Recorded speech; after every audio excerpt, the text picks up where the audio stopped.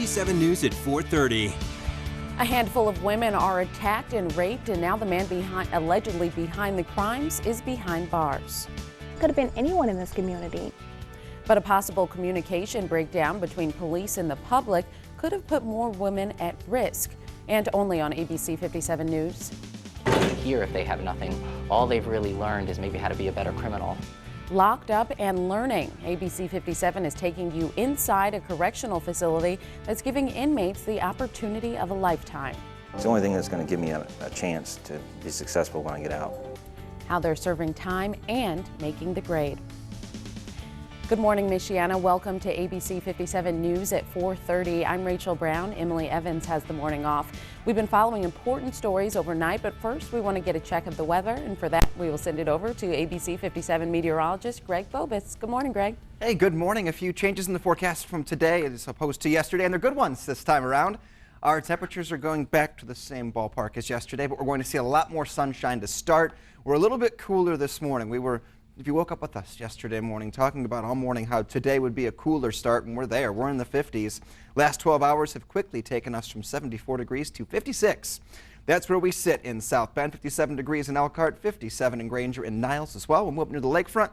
Temperature at 59 in St. Joseph, 53 in Bridgman, back south of the state line. Temperature at 58 in Plymouth, 60 in Warsaw, and 59 degrees. Starting off this morning in Argus. Not much to worry about as far as, well, anything on satellite radar. We are starting off crystal clear here. We will see some clouds gradually build throughout our day, but it's not going to be anything that nets us any rainfall today. There is a chance for some rain in the forecast tonight, but look at today's breakdown. 60 by 9 a.m., 74 at noon, 78 degrees the afternoon high. There will be some clouds. Again, the later we go in the day, the cloudier we will be. Tonight, there's a chance for some scattered showers. Tomorrow will give us some scattered showers as well. And there is also a mighty big cool down going into the weekend as well. Not just overnight temperatures, but we're talking afternoon highs. And of course, we'll look at all that and more within the next half hour in my full forecasts. All right, thanks, Greg. Only on ABC 57 News this morning, the arrest of a man police are calling a serial rapist is spreading through Benton Harbor. But people living there say a communication breakdown before he was locked up put everyone's safety at risk.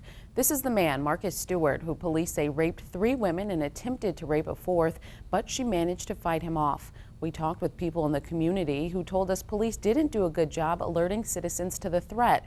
One woman said she found out through Facebook, but police say the lines of communication go both ways. This should have came out sooner.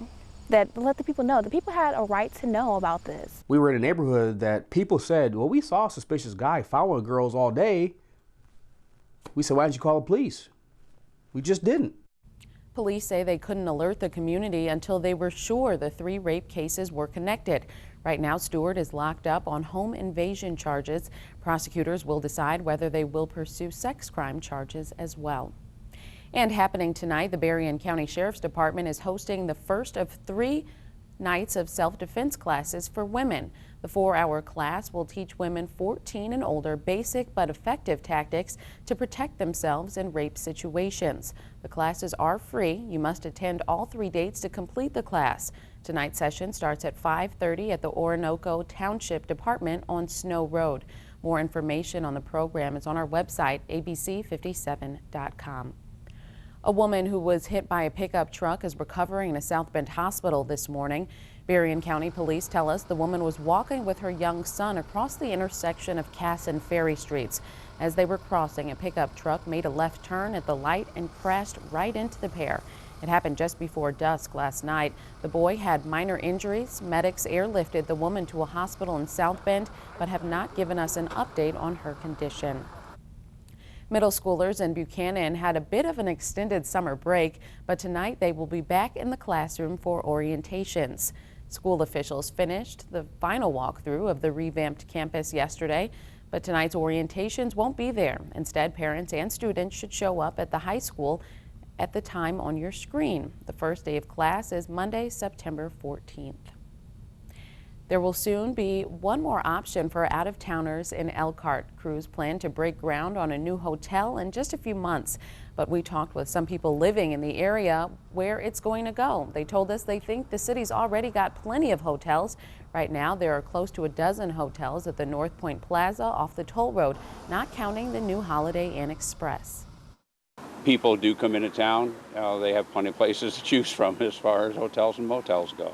Too many rooms or over-hoteled. The new Holiday Inn Express replaces the current one, which will become a La Quinta. And another sign, a lot of visitors are spending time and money in Elkhart County. Specialty shops and restaurants are springing up in Goshen. Right now, there are only a couple vacant spots downtown for new businesses. Chamber of Commerce officials tell us they have out-of-towners as well as the locals to thank for their economic success. In just 2 days, the Notre Dame Fighting Irish will walk out onto enemy turf in the first away game of the season. Some young runners are stepping up to fill the void left by the team's lead running back out for the season. Yesterday, our Brandon Pope caught up with some of the team captains to talk about the players replacing Tarian Fulston. Coach Brian Kelly's moving C.J. Prosise from his receiving position to the lead running attack. Freshman Josh Adams will also rotate through. For us, it really doesn't matter who's running the ball. As long as we execute and we establish a line of scrimmage, then we should be able to run the ball. Saturday's game against the Virginia Cavaliers kicks off at 3:30 right here on ABC 57. Be sure to tune in before our Ultimate Day of Football pregame special. We will have live reports from Charlottesville before and after the game. Close to 1 million people around the world take their own lives every year.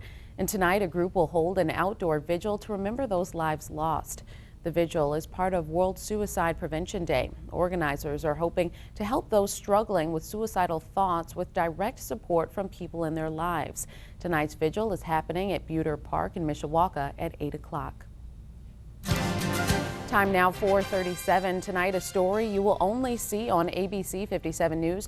Prisoners deemed a menace to society are locked up in the Westville Correctional Facility. On ABC 57 News at 5:30, we are airing a 30-minute special showing how 3 men behind bars are hitting the books before they re-enter your community.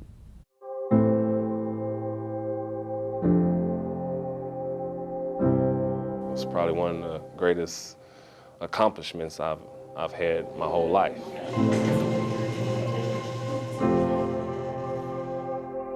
It's the only thing that's going to give me a chance to be successful when I get out.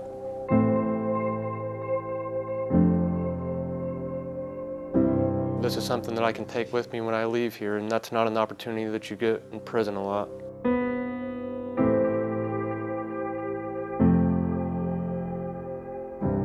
There's 3,400 inmates here. Every single one of them is going to back out this fence and live next to us or in our communities. Those people will get out and they really, don't really know how to act in society because here, if they have nothing, all they've really learned is maybe how to be a better criminal. Statistics show that inmates that get a college degree, once they're released, are less likely to come back. It's going to be a determining factor whether or not I get a job, where I'm successful, or whether an employer wants to hire me. One thing about these students here is that they know about struggle. Murder, forgeries. The point of addiction that I was at, I really truly don't believe I had 6 more months to live on the streets. Going back in time to a distant location, an occurrence took place that would ultimately change my credence. For me, I've had a chance to learn a lot of things that I didn't necessarily know before I came in here. We're doing discrete math, like 111, like geometry. We're learning the history of math. This program means a lot to me. I'm always continually amazed at the brilliant insights that these students bring to the texts that we read, to the things that we study. I mean, it's different from what my students at Notre Dame, bring to those texts. You really just have, again, something about that grittiness, that wealth, that depth of the human condition that students bring to things here is just, extraordinarily moving at times. I think a lot of people maybe have a stereotypical view that it's like, people who maybe have done serious things don't deserve, anything beyond just being locked up. And I would understand that.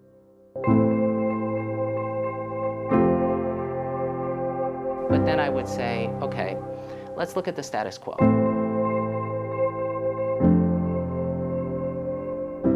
I was deemed called a menace to society and sent to prison for the DOC to correct myself. And what better way to correct my actions than to get a degree.